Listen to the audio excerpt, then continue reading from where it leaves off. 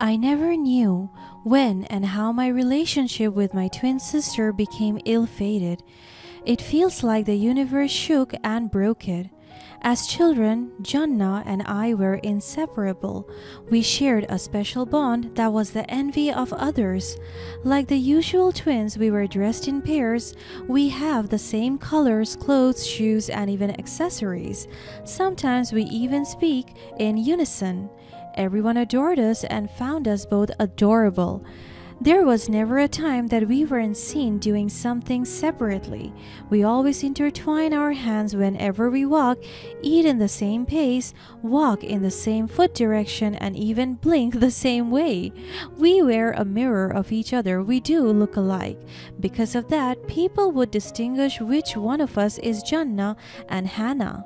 But good thing I have a birthmark shaped like a diamond on top of my shoulder, and that made me distinguishable from my sweet twin sister. I could still remember some of our fond memories together.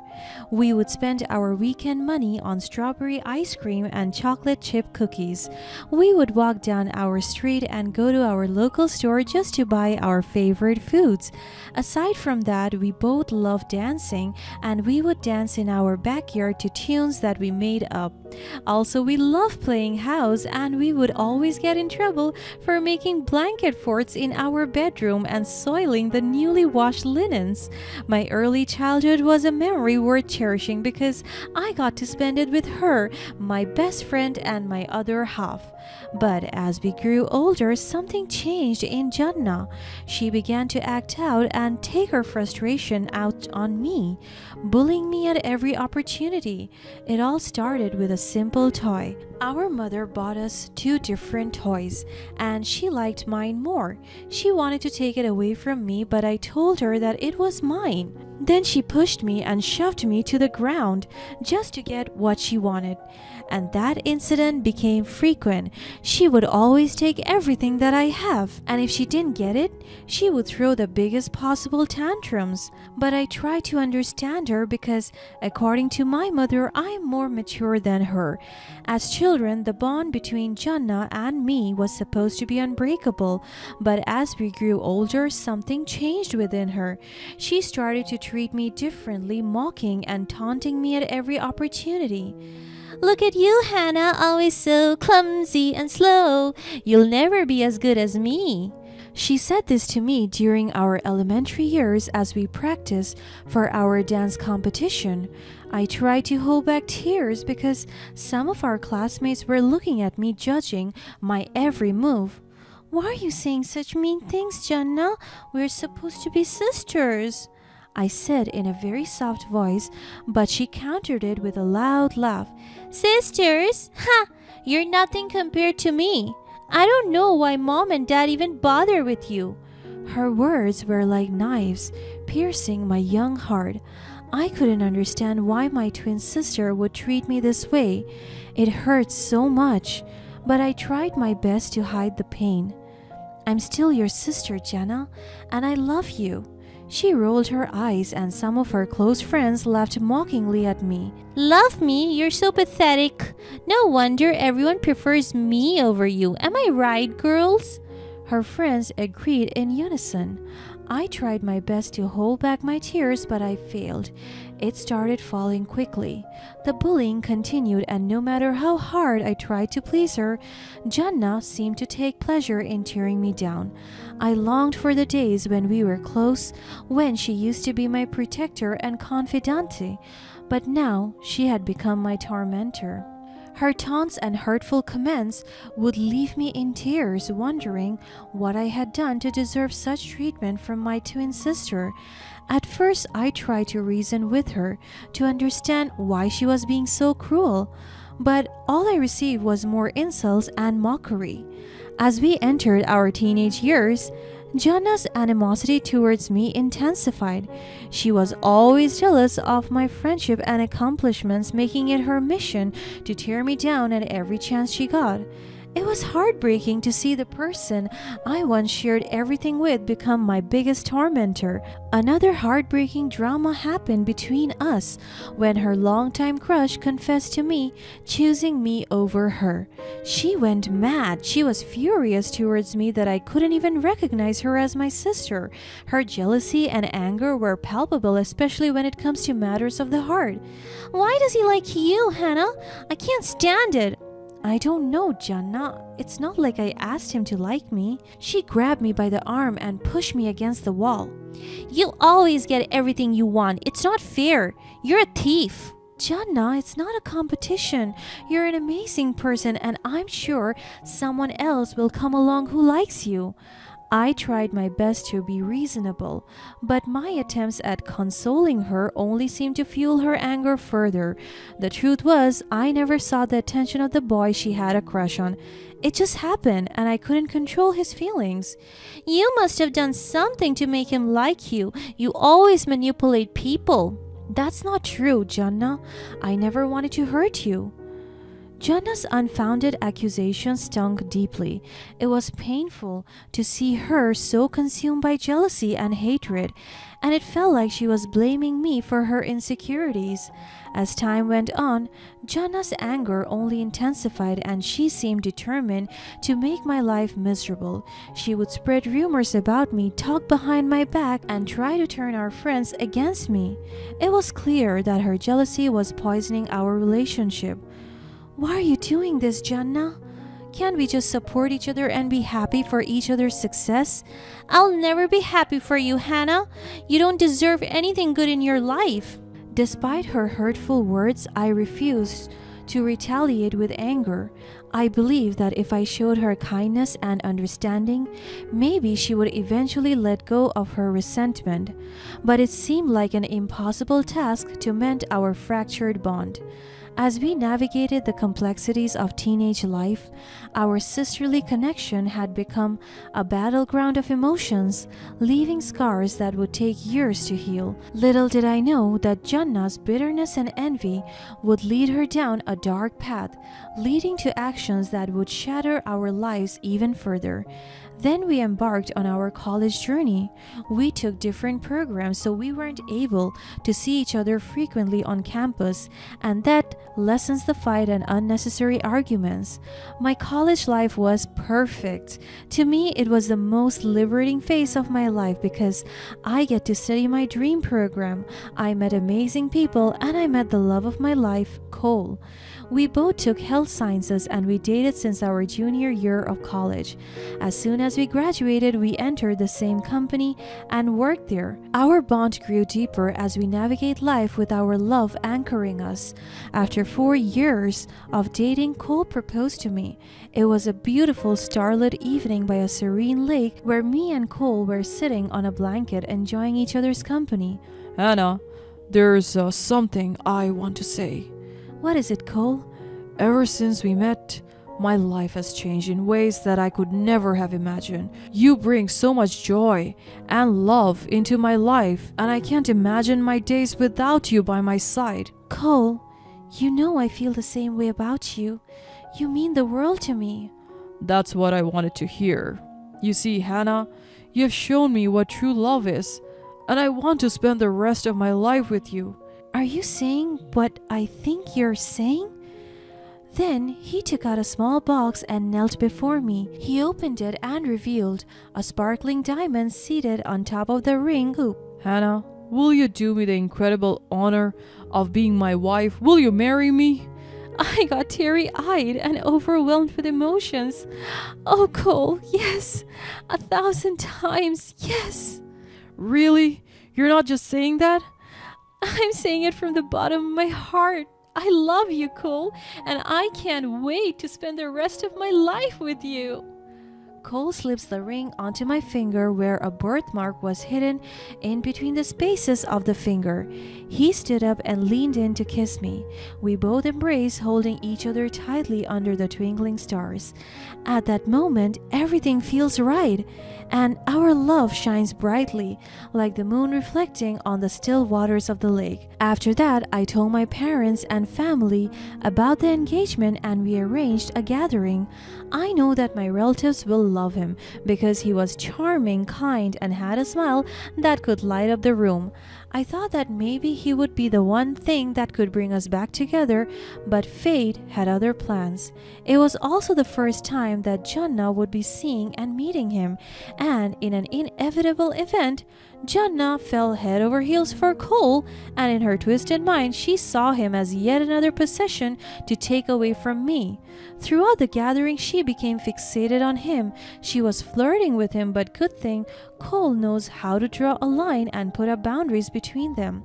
But as we were preparing for the wedding, I was so suspicious because Jannah had been tagging along with us and insisting she be Cole's friend, and it didn't take long for her to manipulate him into falling for her false charms, pretending to be me and winning him over. I was devastated when I discovered their deceitful affair, and what broke me is that 2 days before our wedding, Cole and Jannah disappeared. My twin sister had not only betrayed me, but had stolen the love of my life right from under my nose. It was a pain that I couldn't put into words, and it left a scar on my heart that would take years to heal. I was so devastated, I went straight to depression and grief. My parents couldn't even help to watch me suffer. My life was already perfect, but my twin sister ruined it. She will never be happy for me. She's so selfish. For a decade, I lived in agony, believing my husband had abandoned me for my sister. Question flung into my head, does he like her more? Is she more beautiful than me? I am so confused. But as the years went by, I heard from spectators that during their escape on that day, Jannah was dressed exactly like my style and talked the way I do. They also said that both of them boarded a plane to a certain country in Asia. And the truth was that he was deceived by my flesh and blood. The pain of being betrayed by both my husband and my sister was almost too much to bear. But I stood up for myself, and instead of swimming into depression, I did my best to better myself, to improve and grow on my own. Until one day, I received a mysterious text from an unknown contact. It says, "We are coming home." I traced the number and it was from my sister. My heart pounded like crazy. Are they coming back home? The anger in my heart was slowly building up. Now is the time to take action. When the day finally came, when Jannah and Cole returned home, I had spent years plotting my revenge. I couldn't let her get away with the pain she had caused me, the years of humiliation and heartbreak she had inflicted. It was time to show her that I was not weak, that her hatred and malice had only made me stronger. And so, at that moment, as she stood there, exposed for her lies, I felt a mix of emotions. My heart ached for the sister I once knew, but the need for justice and closure overwhelmed any lingering sympathy. It was time for her to face the consequences of her actions, and I knew that my revenge would be the ultimate humiliation she deserved. As my husband Cole sat there in the wheelchair, confusion and uncertainty etched across his face, he was so shocked to see me. Jannah, you're alive? I was dumbfounded when he called me Jannah. I'm not Jannah. It's me, Hannah. His eyes widened and looked at Jannah and then back to me. But, this is Hannah, my wife. Wait a minute. You're Hannah? Jannah panicked and held Cole's hand. My love, that is Jannah, my evil twin sister. She's dead, right? I didn't know she was still alive. I grabbed Jannah's arms and slapped her in the face. What nonsense are you talking about? Her lips trembled as she saw me angry. Please, I love him. I want him. Don't take him away. Let me be you, please, Hannah. I'm begging. I shook my head as I stared at her with complete confusion.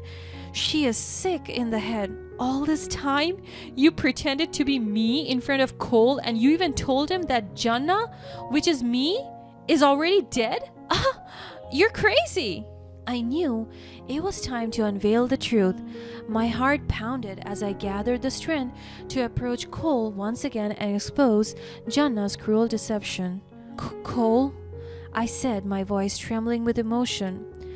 I know you have been living a lie, but I'm your real wife, Hannah. I heard Jannah scoff, trying to maintain her facade, but her eyes betrayed her fear. She panicked again. You can't trust her. She's lying, my love. Look, I have a birthmark, see? She pointed to the birthmark on the top right shoulder, shaped like a diamond, just like mine, and by the look of it, I knew it was a tattoo. Without hesitation, I rolled up my sleeve to reveal my birthmark, the real one, which was slightly larger and had a distinctive irregularity. This is my birthmark, I declared, my voice steady now, and I can prove it's me by showing you something only you and I know. I held out my hand and showed him my ring finger, pointing to a tiny mole between the spaces. Cole's eyes widened in surprise, and his gaze shifted between Jannah and me. He had never noticed the mole on Jannah's finger because it wasn't there. As the realization dawned on him, Jannah's charade crumbled. Her eyes filled with anger, and she tried to come up with another lie, but it was futile. Cole had seen the truth, and he was now faced with the consequences of his actions, not just Jannah's deceit.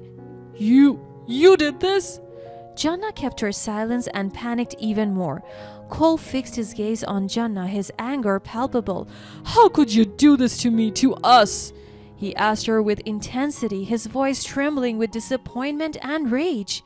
But Jannah, true to her manipulative nature, tried to shift the blame onto me. I did it because I loved you more than she ever could. She never appreciated you, and I thought I could give you the love you deserved. I couldn't believe the audacity of her words. You don't get to play the victim, I said, my voice firm. You have caused us both immense pain with your lies and deceit, but now it's time to face the consequences of your actions. In the days that followed, Jannah was brought to face the consequences of her actions. The truth of her identity theft was exposed, and the evidence was undeniable.